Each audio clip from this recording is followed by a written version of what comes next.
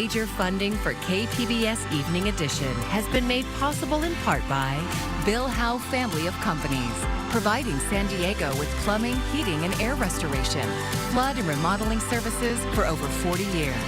Call 1-800-BILL-HOWE or visit billhowe.com.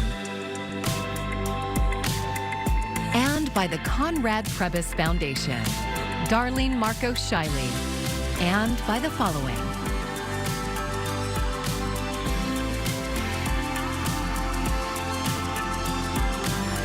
And by viewers like you. Thank you.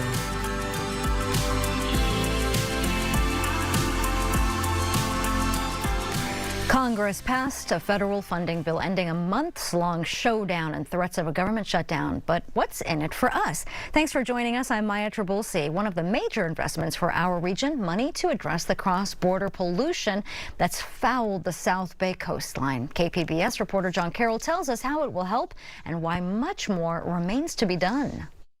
The wastewater treatment plant in San Isidro has been limping along for years, falling into worse condition as time goes on. That's meant polluted water and closed beaches from Imperial Beach North to Chula Vista and Coronado for months on end. Now, the International Boundary and Water Commission is getting a $156 million shot in the arm to fix the plant, a $103 million increase over last year. Good, but not great, says IB Mayor Paloma Aguirre. It's not the news we wanted or expected, which was the entire $310 million that were requested by President Biden. However, we'll take it because, as we know, the treatment plant is in a state of disarray. The treatment plant is not only in bad shape, it's also in desperate need of expansion to handle the millions and millions of gallons of sewage that flow from the Tijuana River, polluting not only beaches and water on this side of the border, but in Mexico as well. The entire plan was to expand it to double its capacity. So this money that's been secured will help in that process. So it's a step in the right direction. A step that has become more urgent after the Scripps Institution of Oceanography discovered recently that aerosolized particles of waste can travel a significant distance inland. We asked several members of San Diego's congressional delegation to comment. We got statements from Representative Juan Vargas and Senator Alex Padilla. Part of Padilla's statement addresses an important part of the new budget agreement. The package heeds my call to allow other federal agencies and state and local governments to contribute funds to clean up the dangerous pollution. And from Congressman Vargas, our work is far from over. I'll keep fighting with my congressional delegation colleagues to address this pollution, to restore the health of our communities and waterways. For Paloma Aguirre, this fight began long before she was elected mayor. She continues to demand President Biden declare the entire situation an emergency. I know that the state legislature is currently considering in a joint resolution calling for a number of things, including an emergency declaration, because this plant is not the one silver bullet solution. As the mayor said, a good step in the right direction, but not nearly enough to finally solve a nasty problem that's dragged on for years. John Carroll, KPBS News. San Diegans will be getting a credit on next month's energy bill. It will offset SDG&E gas and electric bills by as much as $137. In April, electricity customers will get a $78.22 credit.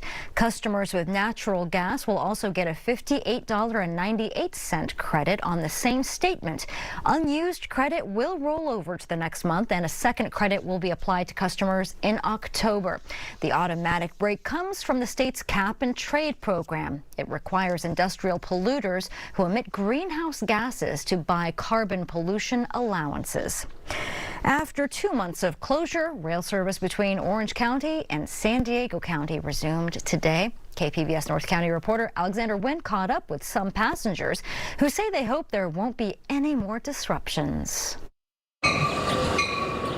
It's been weeks since Juan Cornejo has been able to catch a train to San Diego. I love going to San Diego at least once or twice every month. He's from Fullerton and loves to come down to visit downtown, the Gaslamp District, and Old Town. I have a lot of family in San Diego too, so it's convenient to travel by the train. It's a lot easier, less stress-free. Since the tracks closed because of a landslide in San Clemente in late January, he hasn't visited until today. I had a day off from work and just want to come down and have breakfast, enjoy the ride. Crews have been working to expedite the 200-foot-long retaining wall to restore service. The tracks reopened this morning ahead of schedule. It was slated to reopen in April. For the past 8 weeks or so, there have been no train service here in Oceanside going north or south. But with the retaining wall up and rail service resuming, passengers hope there won't be any more rail disruption. Scott Johnson with Metrolink shares that frustration. He says the retaining wall is a temporary solution to restore services. Unfortunately, this is actually the 5th service interruption along that San Clemente corridor. This wall and the amount of work that has gone into this project really is a short-term remedy. The Orange County Transportation Authority, along with local and state officials, continue to look toward both midterm and long-term solutions. He says part of the solution can be shoring up the hillside along the tracks and perhaps moving the rail line further inland. The corridor is San Diego's only rail connection to the rest of the country. More than $1 billion of goods move through the corridor each year.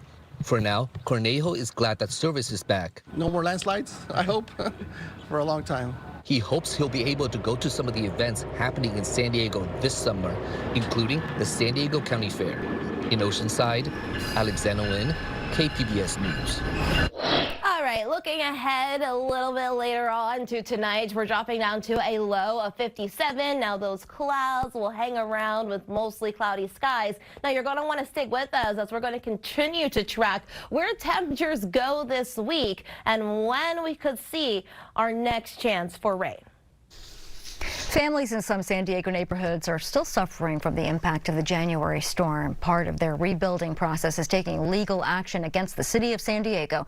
Some families are filing a legal claim, which they have to do before they can file a lawsuit. Our community has kind of come together in these areas, and it's something that we intend to harness in both the lawsuit, and it's kind of started a movement that I think is going to end up protecting this community for generations to come. We've submitted Public Records Act requests online. We plan to review the maintenance logs, plan to review their stormwater infrastructure plans. Attorney Dominic Martini adds that his law firm is representing around 100 families, mostly renters that live along Chollas Creek. Californians are having an uneasy time when it comes to insurance coverage plans. Like other insurers leaving the state, State Farm Insurance will not be renewing its coverage for more than 70,000 California homeowners, citing high inflation and the cost of covering wildfire losses. The California Insurance Commissioner says to contact his department if you get a non-renewal notice from State Farm, and from there, homeowners can get help transitioning to insurance companies writing policies in the state. He also adds that overregulation can risk pushing more companies out of the state entirely. Some more turbulence in America's air travel industry as Boeing's CEO announces he will leave the company by year's end. Meanwhile, the Federal Aviation Administration says it's increasing its presence in United Airlines operations amid rising in-flight safety incidents. Laura Geary has more on the changes. We don't put airplanes in the air that we don't have 100% confidence in. That was Boeing President and CEO Dave Calhoun back in January, after assuring lawmakers on Capitol Hill of Boeing's commitment to safety and transparency. Now Calhoun says he's stepping down, along with 2 other top Boeing execs, by year's end. In a letter to employees Monday, Calhoun called the Alaska Airlines accident a watershed moment for Boeing, saying the company must continue to respond to the accident with humility and complete transparency. The Alaska Airlines door plug blowout in January is just one of several high-profile Boeing-related flight mishaps so far this year. Calhoun told employees that during this transition, Boeing will remain squarely focused on returning the company to stability after extraordinary challenges in recent years. Over the weekend, the FAA announced it's increasing its oversight of United, Boeing's largest U.S. customer, to ensure that the airline is complying with safety regulations, identifying hazards, and mitigating risk. a move that could impact United's future plans and decisions. Whether to drop or expand a route, whether to increase the number of flights to a city, those kinds of decisions may be pushed back. While that may not cause delays for current routes, it could mean the busier high-demand routes may not offer more options to passengers anytime soon. I'm Laura Aguirre for KPBS News.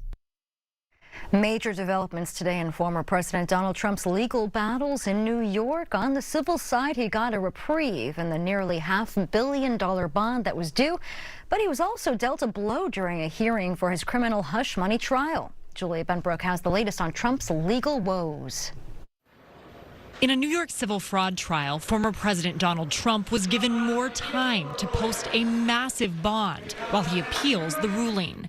The appeals court gave the former president 10 more days to come up with the money and cut the amount necessary to $175 million. We have no guarantees of it, but it seems like it's a number that's reachable for him. That decision gives Trump a major lifeline as he was facing a Monday deadline to secure a bond for the full $464 million judgment. It will be my honor to post, and we'll post whatever is necessary, whether it be cash or security or bonds. Meanwhile, in a separate criminal case, a judge dismissed the former president's motion to delay the trial further. Jury selection in Trump's first criminal trial is now expected to start April 15th.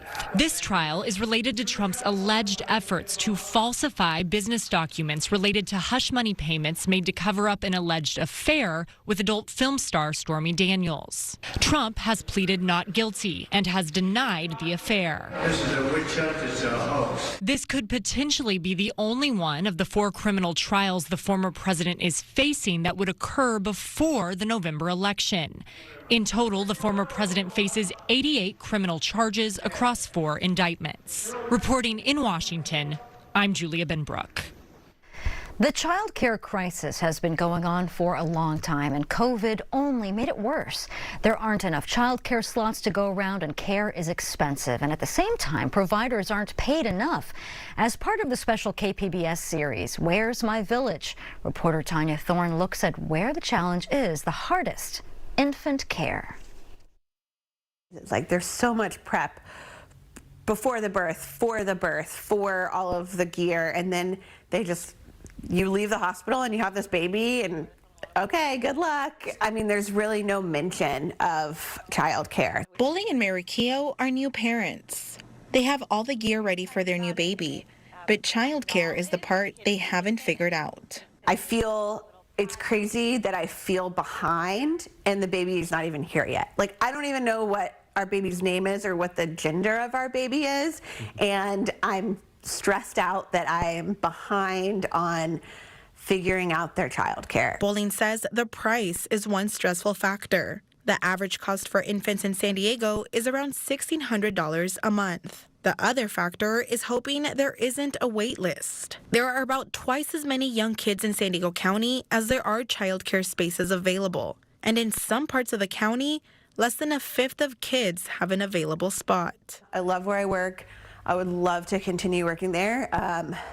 But complete honesty right now, looking at the math of having a baby in childcare, either I will probably maybe stop working for a little bit to stay home and take care of the baby, or I've kind of started looking at other jobs. Bowling says she doesn't know what resources are available to families just starting out. Together, our income is above the threshold for the assistance for my job and for the state subsidy, and so we don't qualify for a lot of those. Well, the child care system, unfortunately, is very difficult to access. It is expensive for parents, and oftentimes the hours that are available don't meet the needs of families. Kim McDougall and Courtney Baltiski are with the San Diego County YMCA. They hear of families like the Keoghs on a daily basis.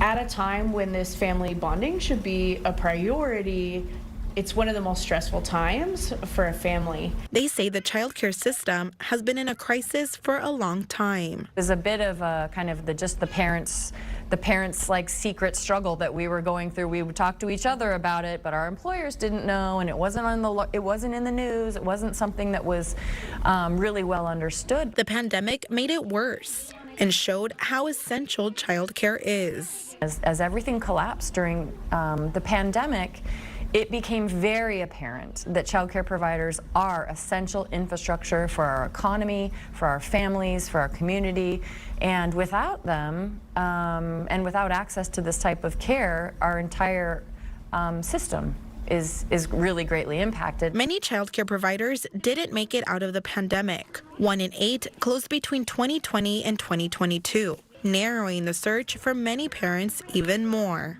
In a very high-cost community that we live in here in San Diego County, people are leaving the field. Centers are closing. Family child care homes are closing because it's not even something that you can choose to do and just make a little bit of money. You have to run your business at a loss. The centers that did survive then lost many of their 4-year-olds to universal transitional kindergarten funded by the state. 4-year-olds need fewer teachers than infants, so they're cheaper to care for. Kim says it's time legislators turn their attention and funding to infant and toddler care. There needs to be a larger supply of infant spots. And we don't see the supply increasing until we really get that infusion of federal or state funding. Or until we have paid family leave that Even allows parents and caregivers to be compensated to stay home to do that critical work and make a choice on what's best for them in a way that doesn't compromise their income. But none of those solutions will likely happen anytime soon. Definitely not in time for growing families like the Keoghs. So they're left weighing options. It could mean leaving San Diego. It's kind of wild that, it's such a natural process and something that we're hardwired as humans to have kids and to procreate, and then there's this big barrier that you want to do this thing that seems so natural, and then but how do you make it work logistically?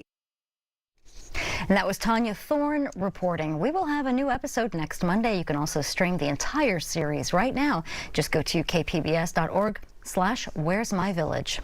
Well, San Diego State is headed to the Sweet 16 in the NCAA men's basketball tournament. They're 9-21, but that's where you want to. This is beautiful by Trammell. Trammell, another steal. Ledee, look out. Oh, the magnifique for Ledee.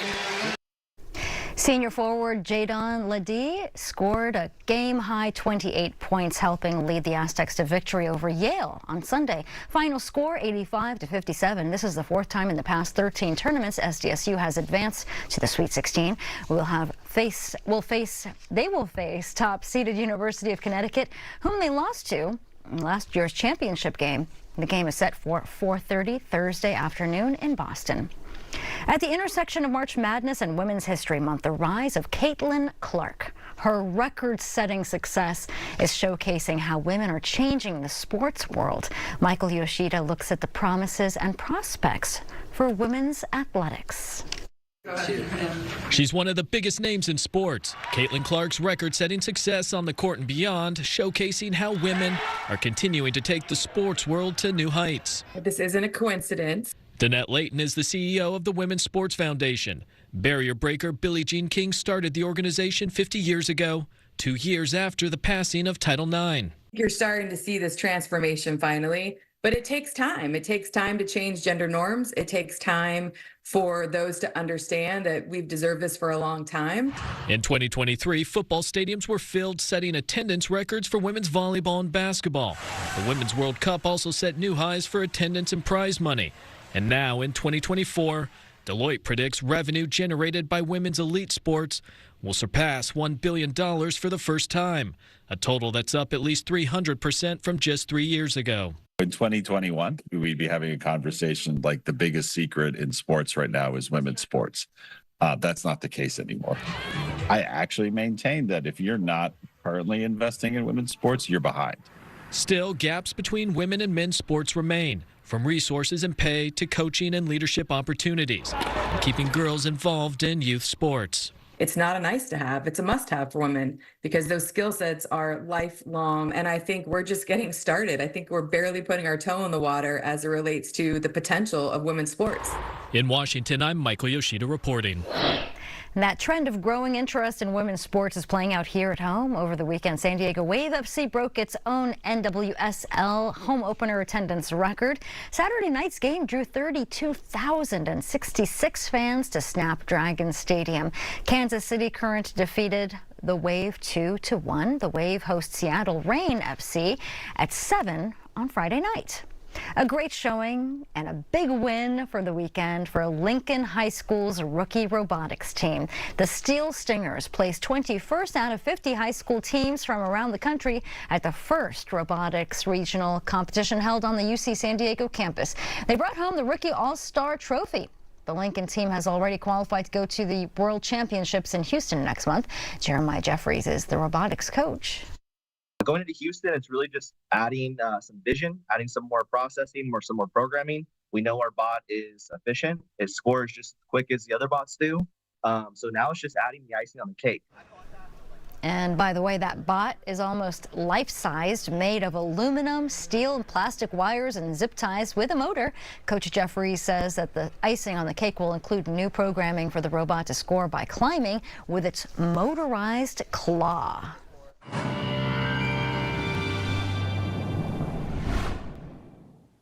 Well, I want to start you off with your weather headlines as we're getting going for the week ahead. What you need to know. Well, it's still going to be quite windy and wet through early Tuesday, so don't put the umbrella away just yet. You may be caught under a quick shower or two as you head out the door for your Tuesday. Meanwhile, we are much drier and warmer as we head into the middle half of the week, but it doesn't last. We have more rain on the way as we head into the weekend. Perfect timing, right? I think not. San Diego County, as for tonight, we are dropping down to lows in the 50s there along the coast. Oceanside 52, San Diego 57. Meanwhile, a little bit further inland, Ramona, you're at 48 tonight. In Mount Laguna, shower or two with a low of 33. Borrego Springs dropping down to 49. As we head into tomorrow, though, again, I'm not going to rule out a few stray showers, especially earlier on in the day. Highs are going to be running in the 60s here along the coast and areas further inland. 75 for Borrego Springs and 43 in Mount Laguna. Like I said, again, I'm not going to rule out that stray shower. It's not going to be a washout by any means, but overall we will start to dry out and even see some sunshine as we head throughout our day on Tuesday, even into Wednesday as well. But like I said, we do have that chance for rain again as we head into the weekend, so let's enjoy these next few days while we can, especially as we do start to dry out here along the coast. Sun and clouds as we head into Wednesday, Thursday, partly sunny with a high of 66. And like I said, that rain moves back into the picture as we head into the start of the weekend. And while the story is the same as we head a little bit further inland, again, early Tuesday, I'm not going to rule out a shower or two. Not going to be an all-day rain situation and not even a heavy rain, but you may want to have that umbrella ready to go. Meanwhile, we're much drier Wednesday, Thursday, and even Friday with plenty of sunshine. Highs are going to rise to the low 70s again, but by the weekend, that's when that rain pushes back in and highs are going to remain in the 60s Friday and Saturday. Meanwhile, for the mountains, well, windy and cold for our Tuesday, and it's still going to be even a little breezy as we head towards the end of the week, especially on Friday, windy with some sun. But as we head into the weekend, we're going to be tracking some afternoon rain and cold as we head into Saturday. As for the deserts, well, it is going to start to get a little breezy as we head into the weekend, but look at that. We had a high of 83 by Thursday, so that's certainly going to be our warmest day. So maybe if you like it warm, get out and enjoy it. As we head into the weekend, it's going to be a little breezy. For KPBS News, I'm meteorologist Bree Guy. Along the edge of San Diego's freeways, patches of wildflowers are bursting to life. But KPBS's Corey Suzuki wondered, are they a sign of the super bloom or something else? It's late March, and that means parts of California's freeways are springing to life with wildflowers. Another super bloom has officially begun. A silver lining of this year's fierce winter storms. But these flowers along the freeway are actually a little less wild than they might seem. In the mid-1980s, we were required to throw seeds, and we just call it wildflower seeding. Stephen Alvarez is a senior landscape architect with Caltrans. He says many of those flowers are actually what's left of a decades-old federal program led by First Lady Lady Bird Johnson. Really came out of the environmental movement in the 70s, and Lady Bird Johnson really wanted to, limit and beautify the highways. The flower program also served a practical purpose. The plantings helped limit soil erosion and keep mud from sliding into the road or clogging rivers and streams. But Alvarez says the program had its own environmental issues. Some of the flowers weren't native species and turned out to be invasive. Many of them also weren't built to survive droughts. So in the 90s, the government pulled the plug. Today, Caltrans still seeds the freeways. Now they focus on native plants, which Alvarez says are just as beautiful. And I think that everybody that loves San Diego and loves our natural environment, they see the beauty in our coastal sage scrub and our chaparral communities. The wildflowers of the 80s are slowly vanishing year by year. But every once in a while, like this year, they come to life again. Corey Suzuki, KPBS News. I'm William Brangham. Tonight on the NewsHour. Well, here's a look at what we're working on for tomorrow in the KPBS newsroom. On NPR's Morning Edition, a political strategist gives her take on whether a guilty verdict for former President Donald Trump could sway voters in the 2024 election. And KPBS Midday Edition is bringing together doctors and other experts to discuss how weight loss are medications changing how we treat and talk about weight. And you can find tonight's stories on our website, kpbs.org. Well, thanks for joining us. I'm Maya Trabulsi. Have a great evening. Major funding for KPBS Evening Edition has been made possible in part by Bill Howe Family of Companies, providing San Diego with plumbing, heating, and air restoration, flood and remodeling services for over 40 years. Call 1-800-BILL-HOWE or visit BillHowe.com.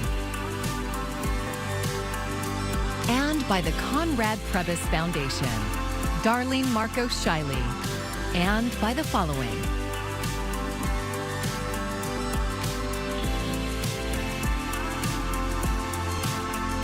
And by viewers like you. Thank you.